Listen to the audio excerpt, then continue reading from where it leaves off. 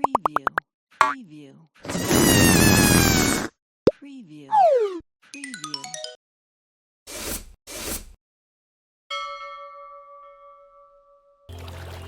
समुद्र के किनारे मछुआरों का गांव, जहां किशन नाम का मछुआरा अपने छोटे से परिवार के साथ रहता था। उसके परिवार में पत्नी ज्योति के अलावा एक बेटा सूरज व एक बेटी नीलम रहते थे। उसे जीव हत्या करना बिल्कुल पसंद नहीं था, लेकिन अन्य कोई काम ना होने की वजह से उसकी मजबूरी मछली पकड़ना व उन्हें बेचना था।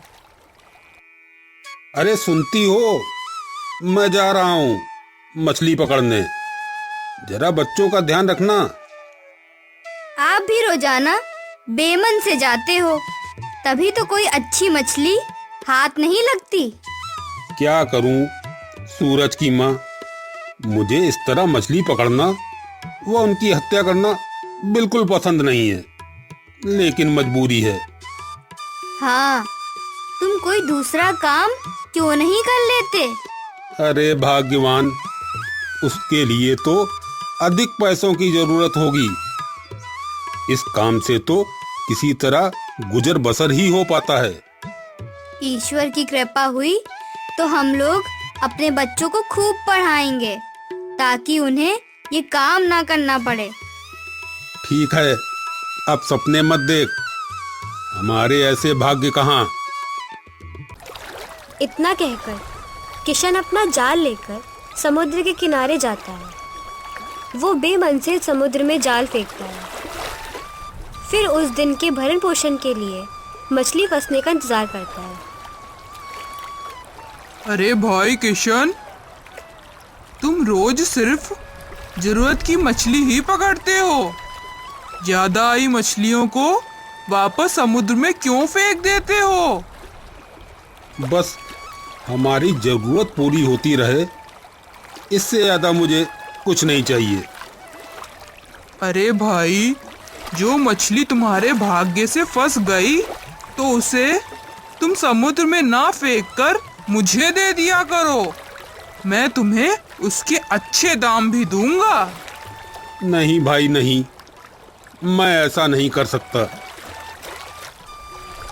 तभी गोपी मछली मारकर चला जाता है, लेकिन किशन जाल में मछली फंसने का इंतजार करता रहता है।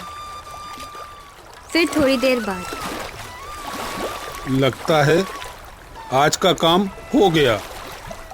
कुछ मछलियां जरूर फंस गई हैं। किशन जाल को बाहर खींचता है।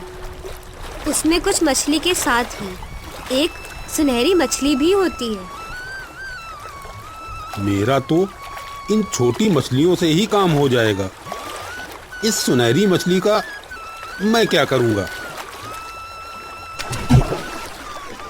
एक बंदे, मैं तुम्हारी ईमानदारी से बहुत खुश हुई। अरे ये आवाज कहाँ से आई? यहाँ तो मेरे सिवा कोई नहीं है। मैं सुनहरी मछली हूँ। लेकिन कोई मछली इंसानों की तरह कैसे बोल सकती है? मैं जलपरी लोक की राजकुमारी हूँ।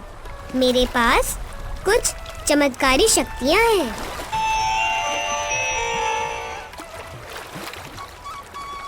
जलपरी, मुझे माफ कर दो। मैं तो सिर्फ अपने परिवार के जीवन यापन के लिए ऐसा करने को मजबूर हूँ, वरना। किशन, मैं सब कुछ जानती हूँ तुम्हारे नेक दिली के बारे में। मैं तुम्हारी मदद कर सकती हूँ। आप क्या मदद करोगी? मुझे तो सारा जीवन यूं ही संघर्ष करना होगा। नहीं किशन, आज तुमने मुझे वापस समुद्र में डालकर पूरे जलपरी लोक पर बहुत एहसान किया है। तुम नहीं जानते। मैं तो बस अपनी जरूरत भर की ही मछली पकड़ता हूँ। लेकिन तुम्हारी जगह कोई और होता तो वो मुझसे अपार धन कमा सकता था। तो क्या आप सचमुच मेरी मदद कर सकती हो? बिल्कुल कर सकती हूँ। मांगो, क्या चाहते हो? मैं इस तरह के घृणित काम करके अत्यंत दुखी हूँ। क्या आप मुझे इस काम से छुटकारा दिला सकती हो? क्यों नहीं, ये तो एक नेक काम है। तुम कल सुबह 4 बजे यहीं पर आओ, मैं तुम्हें अपने लोक में ले चलूंगी। ठीक है मछली रानी। मैं कल तुम्हारा यहीं पर इंतजार करूंगी। किशन जल्दी से अपने घर जाता है। फिर सारी बात अपनी पत्नी व बच्चों को बताता है। सभी अगले दिन उस जलपरी से मिलने को उत्सुक होते हैं। अगले दिन सुबह 4 बजे किशन अपनी पत्नी व दोनों बच्चों के साथ समुद्र के किनारे पहुंच जाता है। पिताजी, कहाँ है जलपरी? आने को तो यहीं कहा था। मुझे तो विश्वास ही नहीं हो रहा कि कोई मछली भला इंसानों की तरह कैसे बोल सकती है। लगता है आपके साथ किसी ने मजाक किया है, या फिर आपने अवश्य ही कोई सपना देखा होगा। अरे नहीं, मैं सच कह रहा हूँ। वो कोई चमत्कारी मछली ही थी। अरे हमारे ऐसे भाग्य कहाँ जो हमारे जीवन में चमत्कार हो। पिताजी, क्या क्या वो सच में आएगी? क्या सच में हमारे दिन अच्छे हो जाएंगे? लेकिन वो अभी तक आई क्यों नहीं? तभी किशन को कुछ याद आता है। वो जल्दी से अपनी जेब से एक चमकीला पत्थर निकालकर समुद्र में फेंकता है। अरे मैं तो भूल ही गया था। मछली रानी ने ये पत्थर समुद्र में फेंकने को कहा था। किशन के पत्थर फेंकते ही समुद्र में हलचल होती है।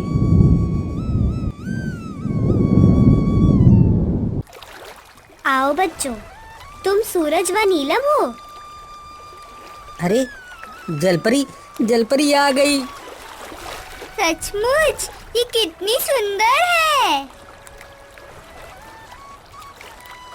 इतना ही सुंदर मेरा जलपरी लोक भी है। क्या तुम लोग देखना चाहोगे? क्या आप सच में हमें अपने लोक की सैर करवाएंगी? क्यों नहीं, तुम लोग तो नेक दिल हो। तुमसे हमारे लोक को कोई खतरा नहीं। लेकिन भला हम वहाँ कैसे जा सकते हैं? तुम सब मेरी पीठ पर बैठ जाओ। किशन, ज्योति, सूरज व नीलम उस सुनहरी मछली के पीठ पर बैठ जाते हैं। वो उन्हें लेकर समुद्र के अंदर चली जाती है। अंदर का दृश्य देखकर सभी की खुशी का कोई ठिकाना नहीं होता। सब उस संसार को देखकर मंत्रमुग्ध हो जाते हैं। फिर वो सुनहरी मछली एक महल में प्रवेश करती है। ये है हमारा जल लोक। आप सभी का यहाँ पर स्वागत है। आपका जल लोक तो कितना सुंदर है। ऐसी दुनिया तो सिर्फ किस्से और कहानी में ही सुनी थी। कितनी अनोखी दुनिया है। कितना आनंद आता होगा यहाँ। अच्छा बच्चों, तुम सब हमारे विशेष मेहमान हो। बताओ क्या खाओगे? क्या यहाँ सब कुछ मिलेगा? हाँ, क्यों नहीं। बस तुम लोग अपनी इच्छाएं बताओ। मुझे तो ढेर सारे पकवान खाने हैं जो अब तक किसी ने ना खाए हो। मुझे तो ढेर सारी चॉकलेट चाहिए। सुनहरी मछली एक विशेष आवाज निकालती है।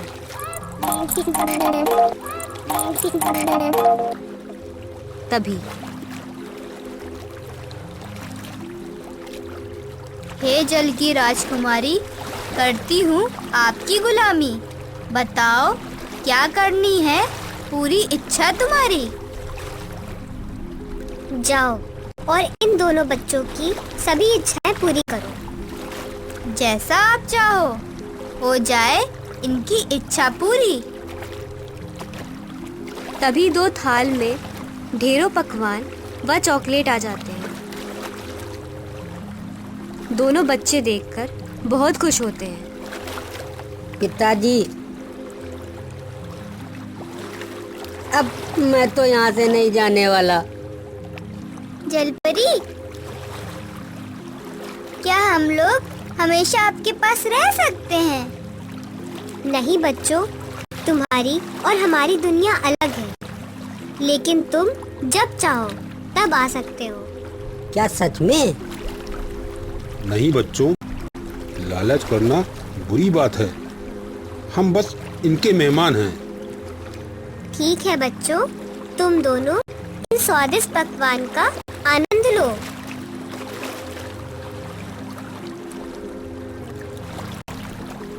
क्या आप सच में सब कुछ कर सकती हैं?